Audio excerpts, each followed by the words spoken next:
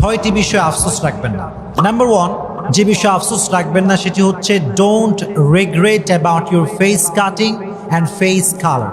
আপনার যে চেহারা আল্লাহ তাআলা আপনাকে দিয়েছেন, যে রূপ আপনাকে আল্লাহ তাআলা দিয়েছেন, আপনার যে শরীরের কালার আল্লাহ দিয়েছেন, সাদা হোক কালা হোক, ডোন্ট রিগ্রেট অ্যাবাউট ইট। আল্লাহ আপনাকে যতটুকু বানিয়েছেন আপনি সব সময় পড়বেন আলহামদুলিল্লাহ, আই এম গ্রেটফুল। আমি আল্লাহর কাছে শুকরিয়া আদায় করছি যে আল্লাহ তুমি আমাকে যতটুকু দিয়েছো এতটুকুতেই আমি খুশি।